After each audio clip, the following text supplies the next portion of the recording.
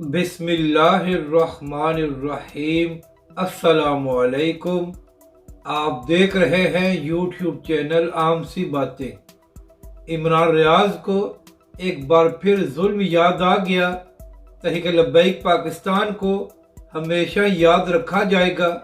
اس video میں ہم اسی کے متعلق بات کریں گے۔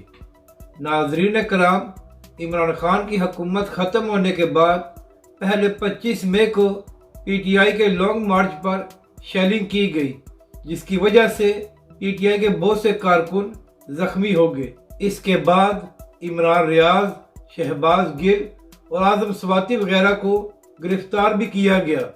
تو اسی حوالے سے بات کرتے ہوئے کل عمران ریاض نے ایک ٹویٹ کیا اور اس میں لکھا کہ عمران خان کی حکومت ختم ہونے کے بعد جس طرح ظلم کیا گیا اس کو تاریخ میں ہمیشہ یاد رکھا جائے گا۔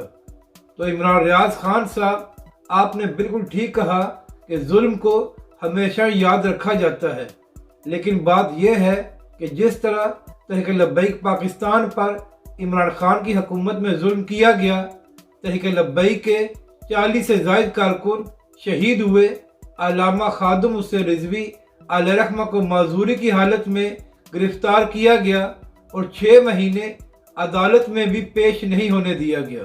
اس کے بعد علامہ سعد حسین رضوی کو 8 مہینے غیر قانونی طور پر جیل میں رکھا گیا۔ تو عمران ریاض صاحب، کیا تاریخ یہ ظلم بھول جائے گی جو عمران خان کی حکومت میں تحریک لبیک پاکستان پر کیا گیا تھا؟ اور عمران ریاض خان صاحب، آخری بات یہ ہے کہ تاریخ میں یہ بھی لکھا جائے گا کہ جب تحریک لبیک پاکستان اور اس کے کارکنوں پر ظلم ہو رہا تھا تو آپ جیسے بڑے بڑے صحافی اس وقت ظالم حکومت کا ساتھ دے رہے تھے اور تحریک لبیک پاکستان کے لیے کوئی آواز نہیں اٹھا رہا تھا، لیکن جب اپنی باری آئی ہے تو اب سب کو ظلم نظر آنا شروع ہو گیا ہے۔ اسی کو مکافات عمل کہتے ہیں۔